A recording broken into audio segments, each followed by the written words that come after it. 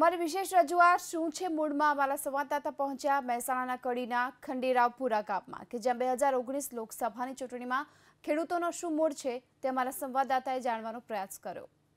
2019 લોકસભા ચૂંટણી ત્યારે ખાસ ગ્રામીણ મતદારો પણ અતિ મહત્વ ધરાવશે। ગુજરાતની 26 લોકસભા બેઠકો ખાસ અત્યારે અમે કડી તાલુકાના ખંડેરાવપુરા ગામની અંદર છીએ। આ ગામના જે ગામ લોકો જે છે તે આપણી સાથે છે, તેમની સાથે વાત કરીશું કે તેઓ શું વિચારે છે લોકસભા ઇલેક્શનને લઈ। સૌનો સાથ સૌનો વિકાસ કે પછી પરિવર્તનનો જે પવન છે તે ગ્રામીણ વિસ્તારોની અંદર ફૂંકાઈ રહ્યો છે। શું કહેશો, કયા પ્રકારની સ્થિતિ ગ્રામીણ વિસ્તારોની અંદર જ્યારે લોકસભાનું ઇલેક્શન આવી રહ્યું છે? મજબૂત ભાજપ કે કોંગ્રેસ ગ્રામીણ વિસ્તારમાં? ભાજપ રહેશે। શું કારણ? કારણ કે સરકારે કામ તો કર્યા જ છે ને, વિકાસ તો કર્યા જ છે, એના હિસાબે ભાજપ સરકાર જ આવશે। કયા પ્રકારના ગ્રામીણ વિકાસને કઈ રીતે તમે જોવો છો? શું શું વિકાસમાં ગામમાં સ્ટ્રીટ લાઇટ આવી ગઈ છે, આરસીસી રોડ થઈ ગયા છે, નેરિયામાં પણ મેન્ટેલિંગ થઈ ગયા છે, ગામમાં બે ડીપીઓ આપી, અમારા ગામમાં બોરની સગવડ કમ્પ્લીટ છે, પાણીની કોઈ જાતની અત્યારે તો ગામ પ્રમાણે તો અમારે કોઈ તકલીફ નથી। તમે શું કહેવા માંગો છો? જે આપ સાહેબ કહો છો, અત્યારે હાલ ગામના સમય પ્રમાણે પરિવર્તન આવવું જરૂરી છે, કારણ કે ખેડૂતના મુદ્દા પર ભાજપ સરકારે કશું જ જોયેલું નથી અને કંઈ વિચાર્યું પણ નથી। મોટા મોટા વાયદા કર્યા છે કે ખેડૂતોને લોન માફ કરશું, દેવું માફ કરશું, આ કરશું, પણ એ અને ભાવનું સ્થિરતા કરશું, એ બાબતે કશું જ જોવા મળ્યું નથી। કોઈ વીમાનું કામ કર્યું પણ એ વાત કરી, મોટી મોટી વાતો કરી છે અને મોદી સરકારે એમના માટે એજ્યુકેશન વર્ક લાવે છે, પણ જે પાછળની ગ્રુપ છે એમનું એ બધું રાજકારણમાં એટલું બધું બોધું છે કે ચીટિંગ કરવાની જ વાત છે નકરી। ખેડૂતનું કે નહીં, કોઈ બી વસ્તુમાં એમને નકરું ચીટિંગ કરવાની જ વાત આવે છે। બાકી મોદી સરકારના પ્લાન સારા છે, પણ એમની જે પાછલી લોબી જે છે બધી એ બધી સાવ કરું ભગત જ છે કહેવાની વસ્તુ। ખાસ ગ્રામીણ લોકો ખેતી સાથે જોડાયેલા, ખેતી મુખ્ય વ્યવસાય, ખેતીની સ્થિતિ શું? ખાસ વાત થતી હતી આવક બમણી થવાની, ખેડૂતોની આર્થિક સ્થિતિ સુધરવાની, શું સ્થિતિ? બમણી તો નથી થઈ, પણ ખેડૂત પાયમાલ થઈ ગયો છે, દેવામાં પેસી ગયો છે, લોકોના વ્યાજ ભરી રહ્યો છે।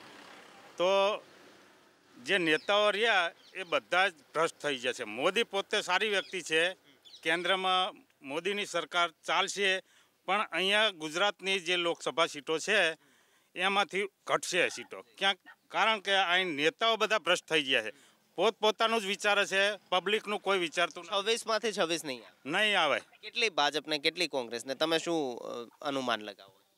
10 સીટોનો ફેર પડશે। 10 કોંગ્રેસને જશે, 16 ભાજપ જીતશે। હા, ખાસ જે તાલુકાની અંદર, જે જિલ્લાની અંદર આવે છે, મહેસાણાની શું સ્થિતિ? મહેસાણાનું શું ખેડૂતો કહી રહ્યા છે, ગામ લોકો? મહેસાણામાં કોંગ્રેસ આવશે આ વખતે।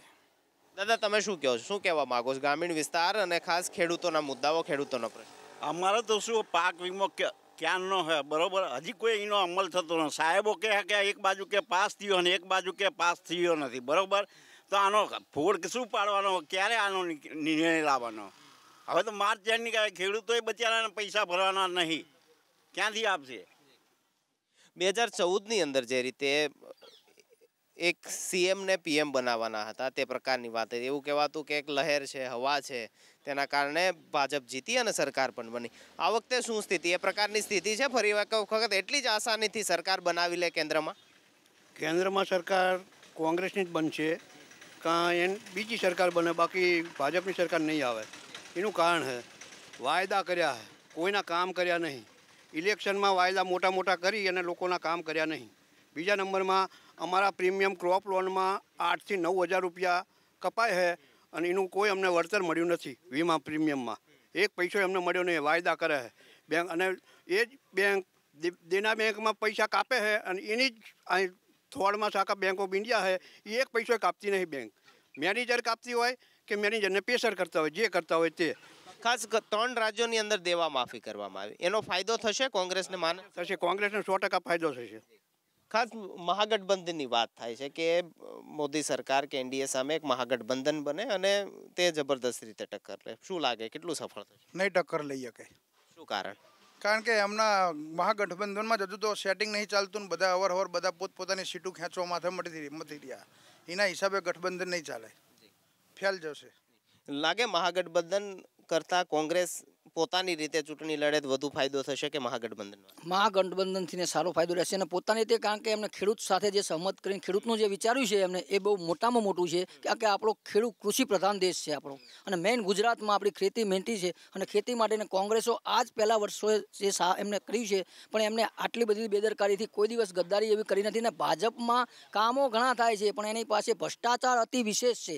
અને બીજું જે કીધું કે પરિવર્તન જરૂરી છે, કોંગ્રેસ અત્યારે હાલ દેવું માફ એ કરી શકે છે તો હાલ ચાલુ સરકાર કેમ નથી કરી શકતી? વત્તા બીજું કે પાટીદાર અનામત સામે એમને સહેજ બી કશું ધ્યાનમાં આપ્યું નથી. શૈક્ષણિક બાબતે આમ જોવા જાવ તો દરેક રાજ્યમાં જે મળે છે, આજે 3 રાજ્યોના ઇલેક્શનથી જોઈ લો ને તમે કે માફીના અનુસંધાનમાં કેટલું પરિવર્તન આવી ગયું. અને બીજું કે અમારા જ અહીંના નેતા ભાજપના એવું કહે છે કે અમારા કડી તાલુકો સુખી છે, પણ એ ખુદ તો આજ ખુરશીમાં બેઠા સુખી છે, બાકી અહીં ખેડૂતની દશા. અમારા પટેલ સાહેબ બધા કે સુખી છે, પણ પટેલની હાલત શું છે એ ખુદ ઘરમાં આવીને જોવે તો ખબર પડે છે. પણ અમારા સાહેબ એમ કહે છે અમારે કોઈ લાભની જરૂર નથી, અમારા કડી તાલુકામાં મહેસાણા જિલ્લામાં કોઈ લાભની જરૂર નથી. અમારા નેતાઓ એવું કહે છે, પણ આ પટેલની શું દશા છે? વટલા ગાળામાં છીએ અમે, અમારે નહીં આમનું કે નહીં એકે બાજુનું. અચ્છા, તમે ઓપન કેટેગરીમાં થો, 10% જે પેલું અનામતનું આપવામાં આવ્યું, સવર્ણ અનામત, તેના કારણે ફાયદો થશે લાગે? ફાયદો 100% થશે. ગવર્મેન્ટ પેલું છે, આપણું કૃષિ પ્રધાન દેશ પ્રમાણે વિચારશે. અને હું એવું કહું છું કે કોઈ બી વસ્તુમાં પરિવર્તન જરૂરી છે.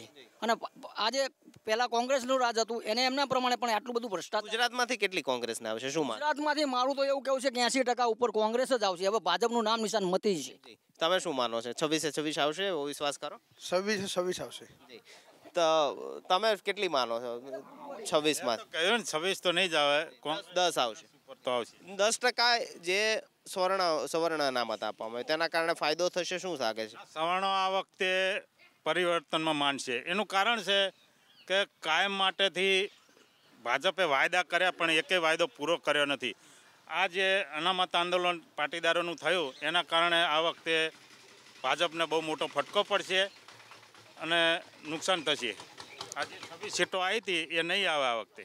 અલગ અલગ મત જે છે તે ગામના લોકો વ્યક્ત કરી રહ્યા છે. અમુક કહી રહ્યા છે કે ભાજપની સરકાર બને તે પ્રકારની પણ સ્થિતિ છે. અમુક કહી રહ્યા છે પરિવર્તનનો જે લહેર છે, પરિવર્તનની જે પવન છે તે પણ ફૂંકાઈ શકે છે. કડીનું આ ખંડેરાવપુરાના ગામના ગ્રામજનો હતા, અલગ અલગ મત વ્યક્ત કરી રહ્યા છે. આખરે તો જ્યારે લોકસભા ઇલેક્શન હશે, મતદાનની અંદર મત પડશે ત્યારે જ ખ્યાલ આવશે, પરંતુ તે પહેલાં મિશ્ર પ્રતિસાદ લોકોનો બંને સરકારો વિશે મળી રહ્યો છે. કેમેરામેન નૈનેશ ગોરિયા સાથે નિકુંજ જાની, એબીપી અસ્મિતા, ખંડેરાવપુરા ગામ.